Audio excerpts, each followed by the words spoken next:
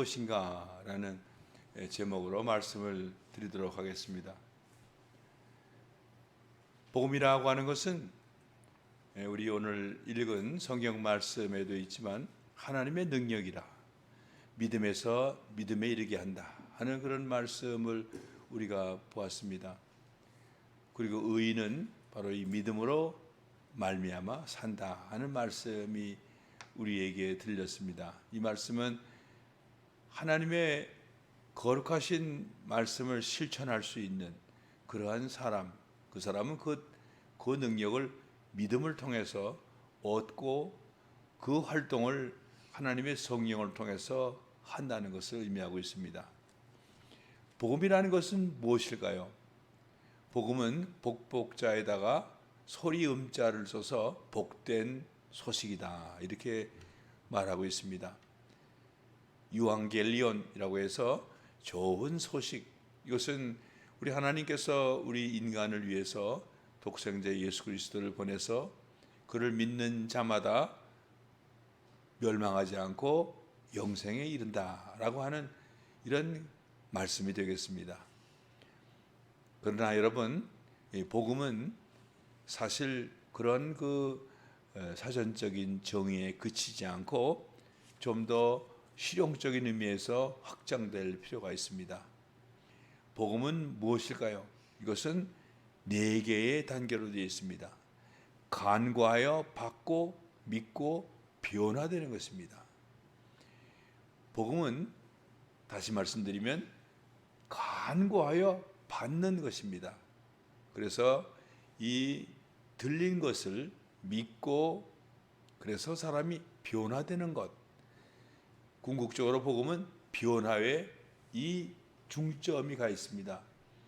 복음은 바로 우리 인간을 변화시키는 하나님의 능력이라고 기록되어 있는 것, 바로 로마서 1장 16절과 17절과 그리고 지금 제가 말씀한 4단계, 즉 복음은 간구하여 듣고 믿고 변화되는 것, 이것과 동일한 것입니다. 복음에는 문자 메시지가 있습니다. 거기에는 설교가 있고 또 우리 방송을 들으면 소리가 있습니다. 복음에는 그러한 내용이 있습니다. 또 복음에는 목표가 있습니다. 그것은 바로 예수님을 내 안에 모시는 예수 내주의 인간을 만드는 데 있는 것입니다. 예수 내주, 이것이 바로 복음의 목표인 것입니다. 복음에는 본질이 있죠. 복음은 소리로, 문서로, 또 사람의 언어로 이렇게 표현이 되지만 이 복음은 본질상 우리 인간을 죄에서 풀어서 새로운 인간으로 변화시키는 능력 있는 하나님의 영인 것입니다. 하나님의 말씀이 되는 것입니다. 그러나 이 모든 복음은 오직 이 조건이 하나 있을 때만 이것이 가능하게 되는데 이것이 바로 믿음이 되는 것입니다. 그래서 이 복음이라고 하는 것은 내용이 있고 목표가 있고 본질이 있고 또 거기에는 믿음이라고 하는 도구가 반드시 필요하다는 것을 볼 수가 있습니다.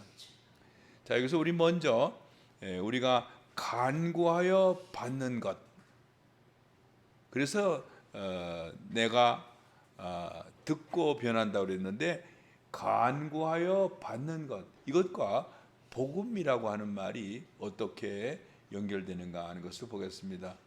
자, 복음이라고 하는 것은 복된 소식이죠. 어떤 말씀이 내 귀에 들리는 것입니다. 바로 이 복음이라고 하는 그 뒤에 있는 음자, 이 글자가 사람들로 하여금 복음의 실체를 접근하지 못하도록 하는 그런 편견을 우리에게 주는 것입니다. 여러분, 이 음자는 어떤 걸 상징하냐면은 가만히 앉아 있을 때 사람들에게 들리는 소리를 의미하고 있습니다. 그래서 어떤 사람이 메신저가 되어서 외칠 때 그것을 듣고 수동적으로 그것을 믿고 변화되는 것, 이렇게 생각할 수가 있습니다. 또는 강단에서 외치는 설교 말씀을 듣고 그것을 받아들이는 그런 과정으로 생각하게 되죠. 복음 유앙겔리온이라고 하면은 음자가 바로 이렇게 우리는 수동적인 그런 수용을 우리들에게 전달해 줍니다. 그렇기 때문에 복음이라고 하는 것이 이것이 구체적으로 우리가 다가가서 요청하고 그래서 쟁취하는 그러한 복음이라고 하는 의미를 우리들에게 깨우쳐 주질 못하고 있는 것입니다. 그러나 여러분, 제가 말씀드린 복음의 네 가지 특징 중에 하나가 바로 간구하고 또 두 번째가 받는 것입니다. 간구하여 받는 것, 즉 이것은 기도지요. 기도 응답을 받는 것입니다. 기도 응답을 받는다는 것은 그것은 음자와 같습니다. 여러분, 이것은 우리가 받아들인다, 음을 듣고 받아들인다 하는 것은 수용한다는 뜻이에요. 그렇죠? 그렇지 않습니까? 엄마의 말을 들었다. 선생님의 말을 들었다. 예수님의 말씀을 들었다라는 것은 받아들인다는 의미가 있습니다. 따라서 우리가 이것을 좀 더 적극적으로 받아들이는 것은 간구하여 받아들이는 것입니다. 간구해서 이것을 받아들이는 것, 이것은 적극적인 복음 수용을 의미하고 있는 것입니다. 믿음에서 믿음으로 나아가는 과정이라고 볼 수가 있습니다. 자, 우리가 또 두 번째로 생각해야 될 것은 믿음에서 믿음인 것입니다. 작은 믿음에서 보다 큰 믿음으로, 그리고 이것은 계속적으로 더 큰 믿음으로 나아가서 결국은 그리스도의 장성한 마음의 분량에 이르기까지 우리가 자라나는 것을 얘기하고 있습니다. 이 자라나는 것은 믿음으로 되는 거예요. 왜 그럴까요? 우리가 믿을 때 우리 성령님께서 우리의 마음을 변화시키는 것입니다. 우리가 믿을 때 성령님께서 우리의 마음을 변화시키기 때문에 우리는 성장하게 되는 것이죠.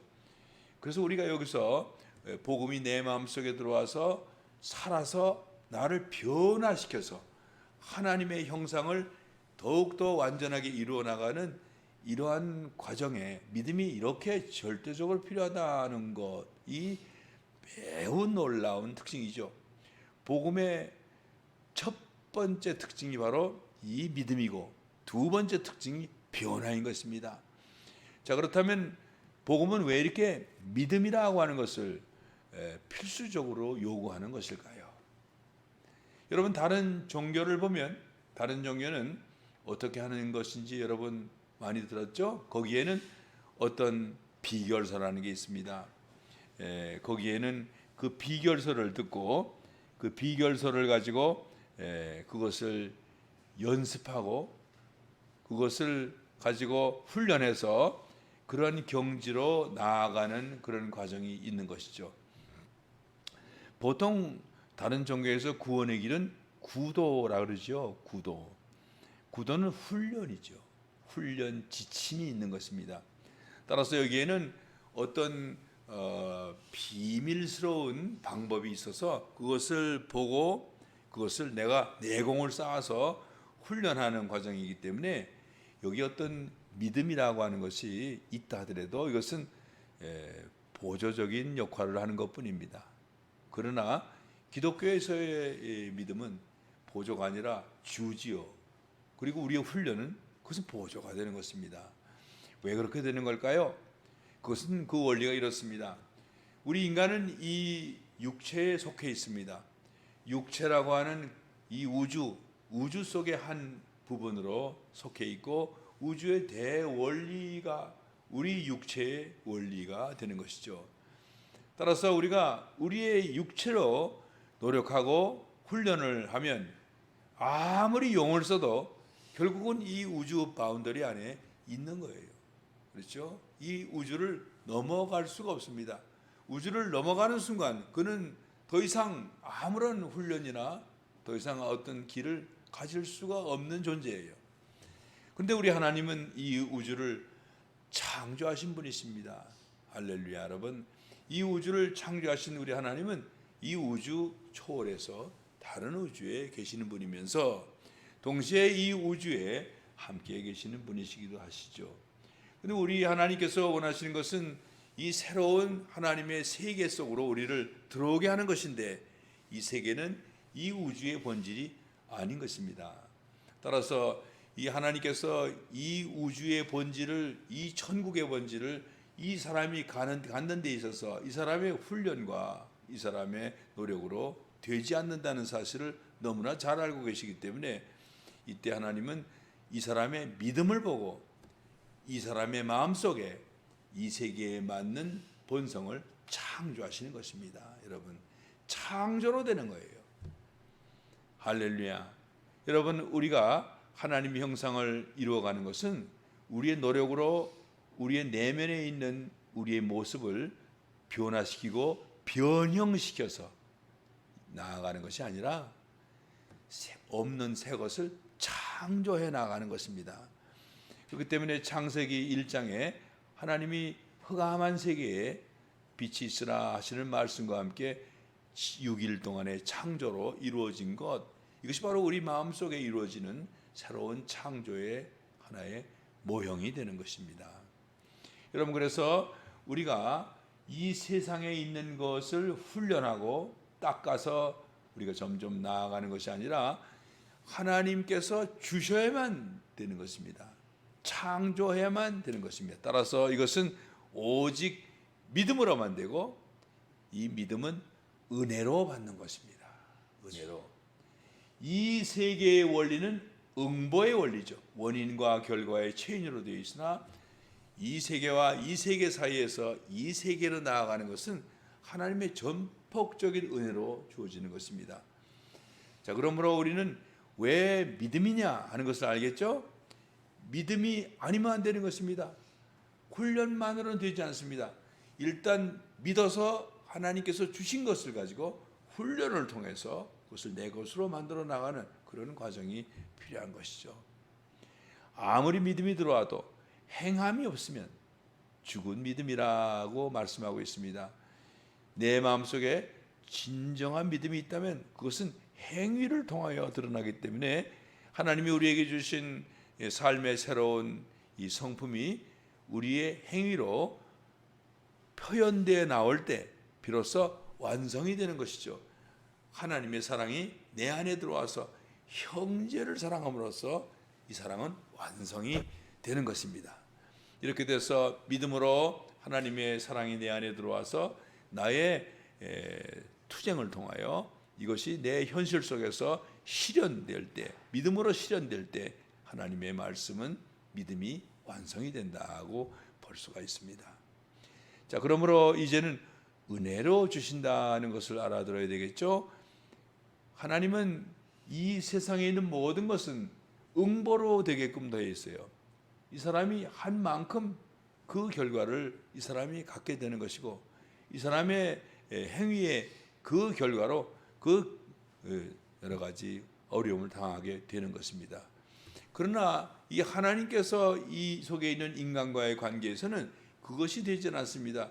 이 사람의 원인으로 인하여 하나님이 결과가 될 수가 없는 것입니다. 따라서 하나님께서는 뭔가를 주기 위해서 어떻게 해야 될까요? 이 사람의 행위와 무관하게 줘야 돼요. 그렇지 않습니까? 이 사람의 행위와 무관하게 줘야 되는데 무작정 줄 수는 없는 것이죠.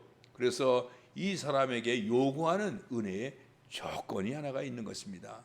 그 조건이 무엇일까요? 그것은 하나님의 은혜를 나의 생명보다 더 원하는 그러한 간절한 간구에서 하나님 것을 주시는 것입니다. 내가 그것을 사랑하기를, 그것이 있어야 살겠다라고 하는 이 명백한 깨달음 속에서 그것을 간구하기를, 얼마나 간구하냐면 나의 생명을 부인하고 이것을 거부하는 데까지 이르렀을 때 하나님 것이 진실되다고 보시는 것입니다.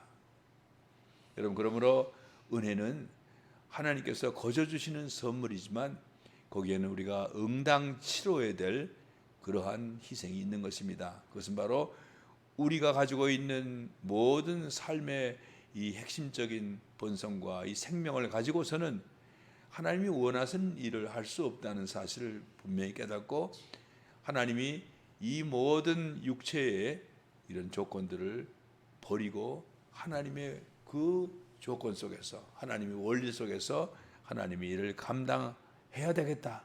그것만이 살 길이다.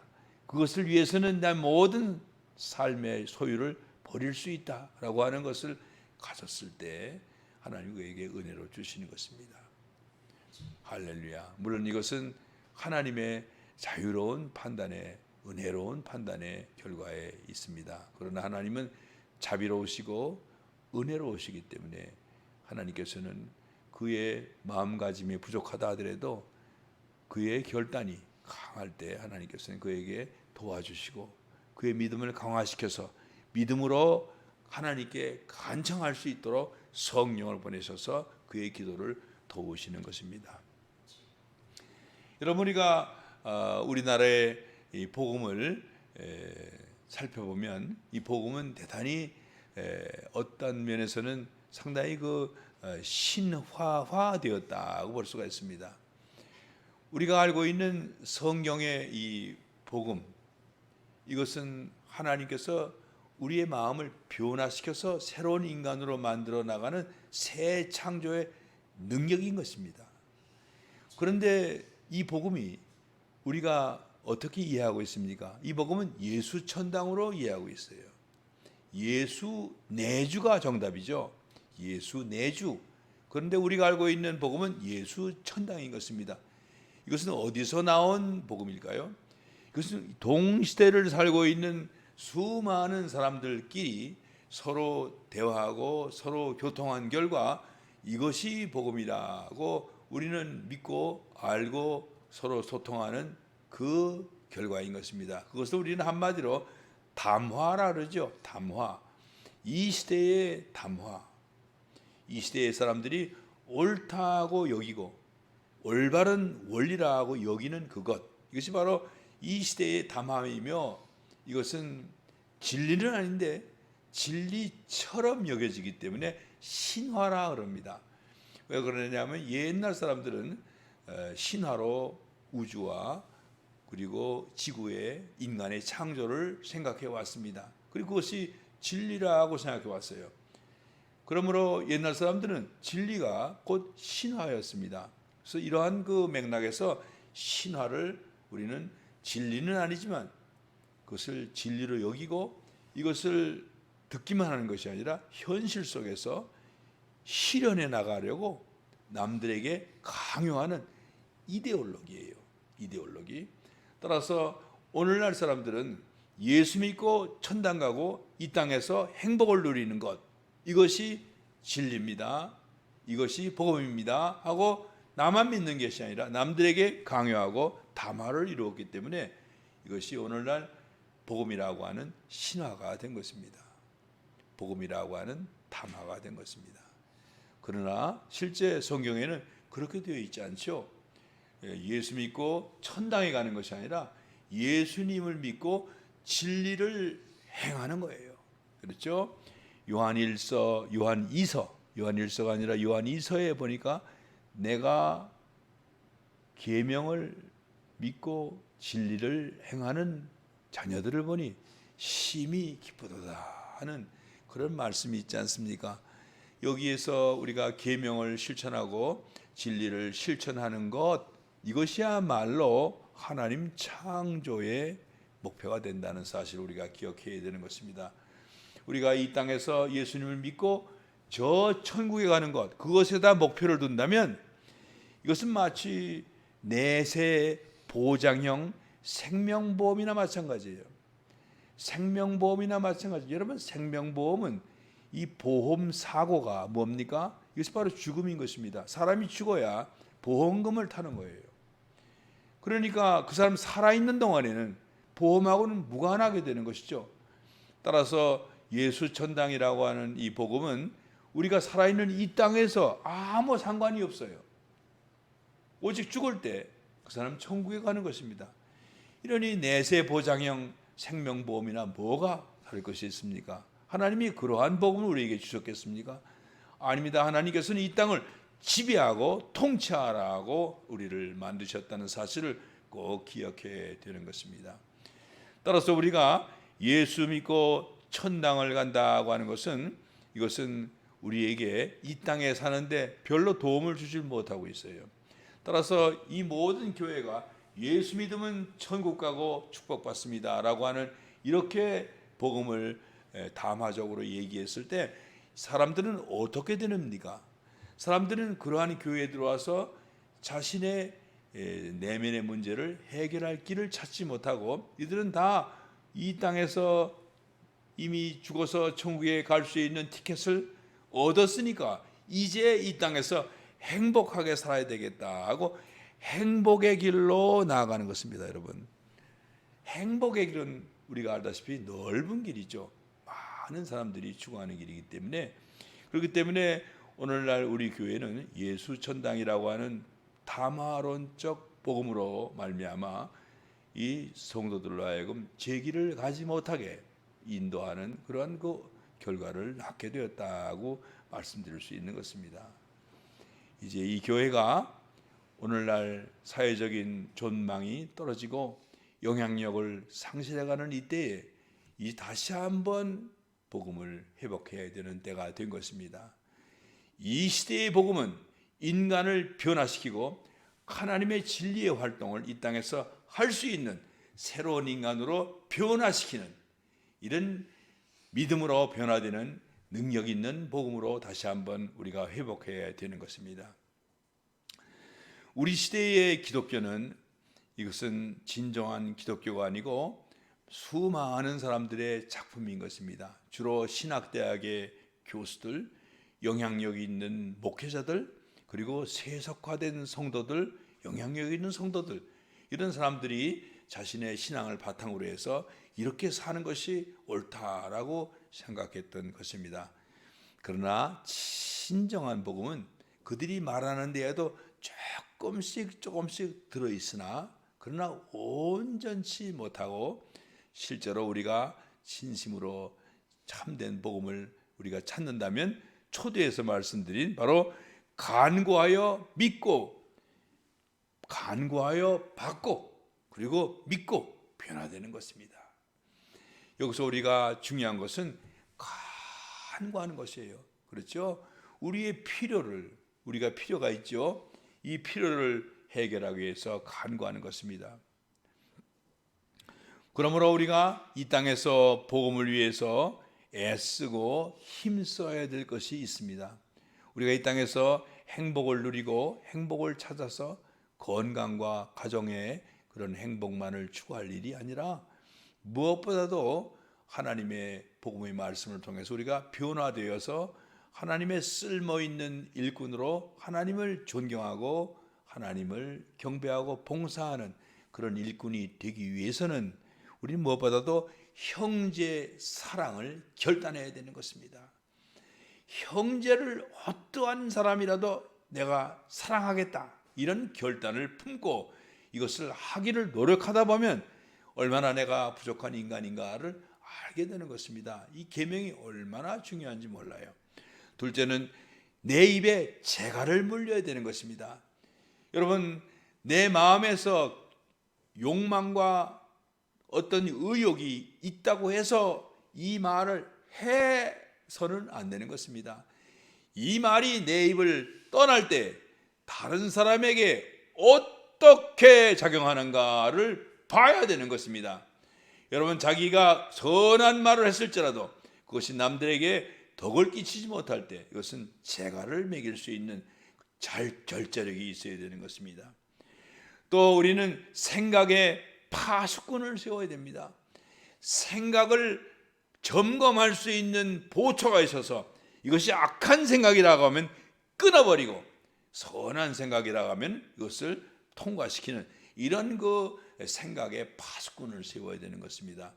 내 마음에서 일어나고 있는 모든 생각, 이것이 죄예요.